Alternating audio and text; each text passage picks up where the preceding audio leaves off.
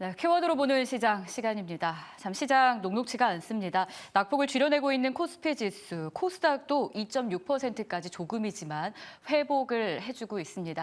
좀 후반으로 갈수록 조금 더 살아나길 바라면서 저희는 긴급 진단과 함께 꼭 알고 넘어가야 될 내용들 짚어보도록 하겠습니다. 오늘은 오로라 투자자문의 유창희 본부장을 모셨습니다. 안녕하십니까? 안녕하십니까? 네. 에너지 있는 목소리가 저희에게 힘을 주는 것 같습니다. 자, 어떤 내용들을 저희가 담고 또 지켜봐야 되는지 볼 텐데요. 첫 번째 키워드부터 열어보겠습니다. 결국은 경기 침체 이야기를 안 할 수가 없어요. 네. 왜냐면 이 8월에 그 어려웠던 시장 후반으로 갈수록 우려가 희석됐다라는 네. 보도가 참 많이 나왔거든요. 근데 이게 굳이 재점화됐다라는 게 의문이에요. 뭐가 이렇게 발목을 잡는 겁니까? 사실은 이제 한번 큰 뭐 악재가 나오거나 호재가 나오면 그것이 이제 좀 지나면 또 얘기가 나오고 또 이게 반복이 되면서 주가 하락을 불러일으키거나 상승을 더 가속화시키는 경우가 많이 있습니다. 사실은 지난 7월 달, 그러니까 8월 달이죠. 8월 초하고 7월 말 8월 초랑 지금하고 달라진 내용은 거의 없다고 보시면 될 것 같아요. 어저께 시장이 하락한 게 ISM 제조업 PMI 지수가 47.2로 예상치 47.5보다 조금 낮다라고 하면서 심리가 좀 안 좋아졌죠. 근데 사실은 또 전달하고 비교해 본다라면 그것도 좀 개선되는 거였고요. 또 미국이 제조업 국가가 아니지 않습니까? 제조업 비율이 아무리 IRA가 적용됐다고 하더라도 15%가 안 되는데도 불구하고 최근 경기에 대해서 계속 조금 경계감이 있다 보니까 시장에서는 좀 악재로 받아들였다 생각을 좀 하고 있습니다. 그래서 5일이죠. ISM 서비스업 지수가 제일 중요하다 생각을 좀 하고 있고요. 그리고 금요일에 고용 지표가 중요하지 않나 생각을 좀 하고 있습니다.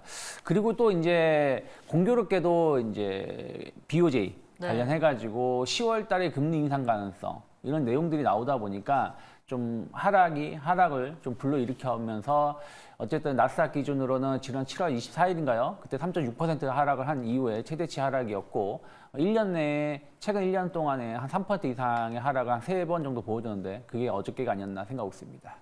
지금 말씀 주신 내용 중에 하나가 이번 주에 날 고용지표 중요하다라고 하셨거든요. 네. 사실 고용지표 예상보다 잘 나올 가능성도 꽤 점쳐지고 있는 네. 상황이에요. 물론 이거를 저희가 예측한다는 건 어려운 일이겠지만 만약에 잘 나온다면 뭐 내일 그리고 그 모레에는 조금 회복을 보여주는 금요일을 기대해도 될지 궁금한데 어떻게 보세요? 일단은 뭐 오늘부터 이제 졸트가 발표가 할 거고요. 내일 이제 민간 분야 부분 이제 고용 지표 ADP 고용 지표가 발표를 할 건데 여기서 조금 개선되는 부분들이 나온다라면 증시 하락은 조금 방어해 줄 수 있는 좀 반등을 좀 모색할 수 있다 생각을 좀 하고 있고요.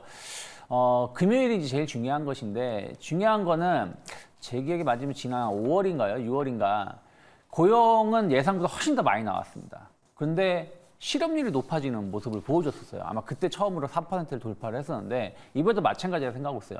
고용은 당연히 7월 달보다는 8월 달이 어떤 허리케인 영향이나 이런 부분들이 없기 때문에 개선될 여지는 충분하다고 생각을 하고 있는데 시장에서는 지금 4.2% 정도 실업률을 예상하고 있거든요. 조금 더 본다라면 4.1% 후반까지도 나온다라면 상당히 긍정적으로 해석을 할 수 있겠습니다만은 만약에 고용은 예상보다 조금 더 높게 나왔어도 실업률이 크게 개선되지 않는다. 그러면 아무래도 또 이 부분에 대해서 시장은 부정적으로 해석할 여지가 좀 있지 않나 생각을 좀 하고 있습니다. 그래서 일단 고용 수보다는 실업률의 흐름들이 어떻게 변화가 되는지를 좀 체크하시면 좋지 않을까 판단하고 있습니다. 알겠습니다. 중요한 포인트를 좀 짚어주셨네요. 한 가지 더 보죠. 엔비디아 휘청이어서 필라델피아 반도체 지수도 좀 많이 무너졌어요. 네. 7% 하락. 네. 뭐 이걸 수치가 이렇게 나올 수도 있구나 싶은 하락폭이었는데요.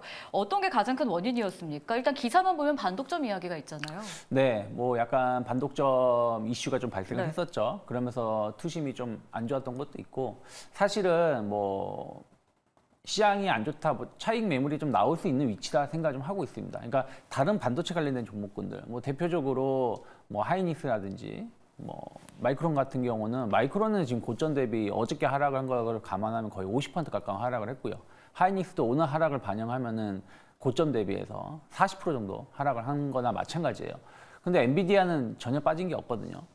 또 ARM이라든지 AMD라든지 뭐 브로드컴 같은 경우 좀 버티고 있지만 다른 기술주들도 고점 대비 최소 한 20에서 많게는 30% 정도 하락을 해 있는 상황이죠. 그래서 엔비디아만 좀 버텨주다 보니까 조금은 차익선 매물이 나올 수 있었다 생각을 좀 하고 있고요. 거기다가 이제 일본 10월 금리 인상 가능성, 그러면 또 엔캐리 트레이드 청산이 좀 이루어지지 않겠느냐. 네. 그럼 또 주식을 많이 샀다고 하시니까 일본 사람들이, 그래서 그런 부분들도 수급이 안 좋았다 생각 좀 하고 있습니다. 그리고 방금 말씀하신 것처럼 법무부가 독점 관련해 가지고 엔비디아 소환장을 통보했다는 부분들도 좀 매도를 좀 가속화시켰던 요소가 아닌가 판단하고 있습니다. 사실 AI 시장 자체에 대해서 성장을 의심하는 네. 시선은 없어요. 많은 분들도 그렇게 이야기하시고요. 그런데 이 투자가 너무 많이 됐고 이제 더 하지 않을 수 있다라는 우려감. 결국 시장에 계속 발목을 잡는 건 뭐 결과가 나와서가 아니라 그렇죠. 우려가 희망이 있냐 뭐 이런 것들인 것 같아요. 그런 관점에서 미국의 기술주 더 갈 수 있을까요? 뭐 끝난 거 아니냐라는 말도 있어요. 물론 이제 하이퍼스케일러 그룹단, 마이크로소프트라든지 뭐 구글이라든지 메타 같은 기업들은 아마 연말 이후 내년부터는 AI 투자가 좀 많이 줄어들 가능성이 높아요. 왜냐하면 어찌되었든 한 1년 반 가까이 올해까지 포함하면 공격적인 투자를 네. 한 것이고, 그리고 이제 수익성 여부라든지 또 기존에 투자했던 것들이 아마 내년부터 대규모 상각에 들어갈 겁니다. 그래서 이런 부분들에 대한 어떤 부담감 때문에 공격적인 투자는 조금 지금보다는 줄어들 가능성이 높은데, 중요한 거는 AI 투자를 이들 기업만 하는 게 아니라는 거죠. 우리나라 같은 경우도 네이버도 투자를 하고 뭐 카카오도 투자를 한다라는 것이죠. 그래서 그런 부분들이 이제 확산된다는 부분들, 그리고 이제 소버린 AI라고 그러죠. 각 국가가 자국 산업을 지키기 위해서 또 투자를 할 수밖에 없는 부분들이 좀 있기 때문에 과거와는 다르게, 예를 들어서 스마트폰이 이제 많이 팔렸으니까 정체기를 보인다. 그러면서 관련된 판매가 급감하거나 이럴 가능성은 좀 제한적이지 않을까. 다만 그동안 고속 성장이었던 부분들이 좀 정체 현상을 띌 수 있다라는 것은 우리가 좀 항상 고민을 해야 되지 않을까 생각을 좀 하고 있고요.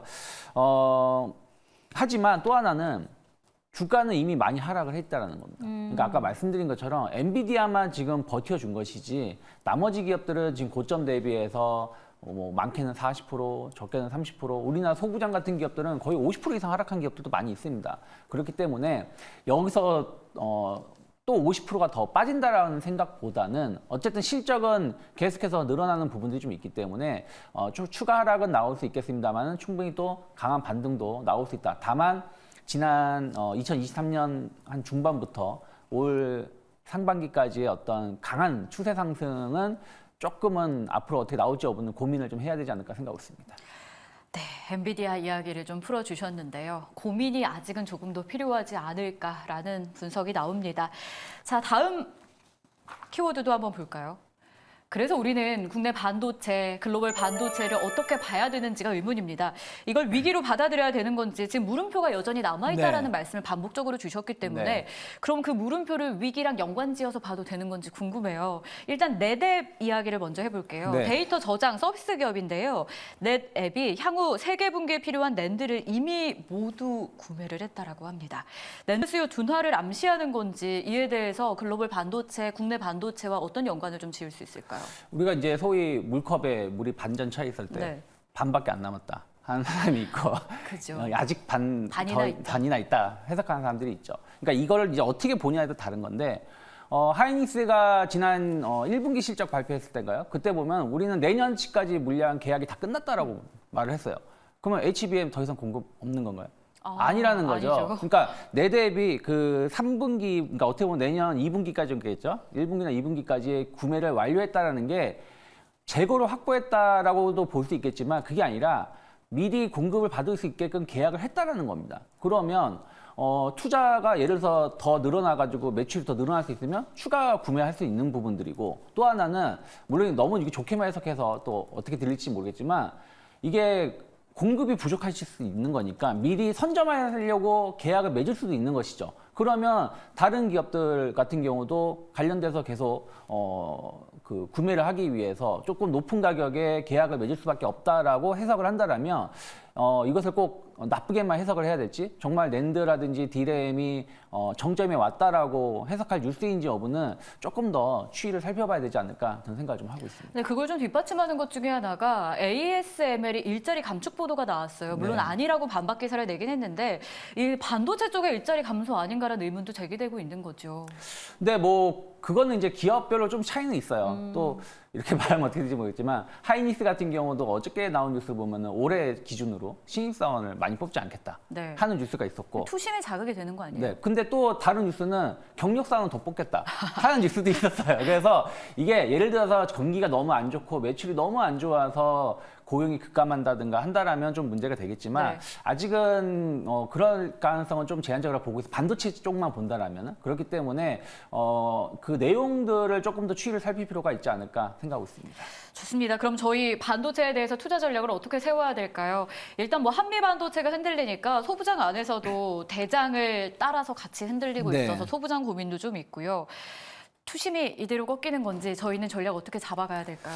일단은 반도체에 관련해서는 투심은 좀 꺾였다라고 볼 수밖에 없다 생각을 좀 하고 꺾였다. 있어요. 왜냐하면 중소형주들은 이미 6월 달부터 조정이 나오기 시작했었던 것이고 하이닉스라든지 한미반도체 이런 굵직굵직한 기업들은 한 7월 중순부터 본격적인 조정이 나왔는데 이 조정이 나오는 게 그냥 완만하게 하락한 게 아니라 정말 급락이 연출되면서 하락을 한 것이고 반등은 좋지만 또 이번에 시장이 크게 조정이 안 나왔는데, 그러니까 오늘은 큰 조정이 나왔지만 사실 최근 13거래일 정도 본다라면 시장이 옆으로 횡보했습니다. 횡보하는 와중에 또 반도체가 제일 먼저 좀 큰 폭의 조정이 나오다 보니까 투심은 좀 안 좋다 생각 좀 하고 있습니다. 하지만 제가 말씀드리는 건 뭐냐면 어찌되었든 반도체가 이미 그 피크라든지 혹은 악재 대비해서 주가가 선 반영돼서 하락했다는 부분들, 하지만 실적은 최소 뭐 한 2, 3분기는 더 네. 좋게 나올 수 있는 부분들이 있기 때문에 지금은 추가적인 하락이 나온다라면 분할 매수 관점은 트레이딩 관점에서 유효하다 판단하고 있습니다. 혹시 애플이 구세주 되진 않을까요?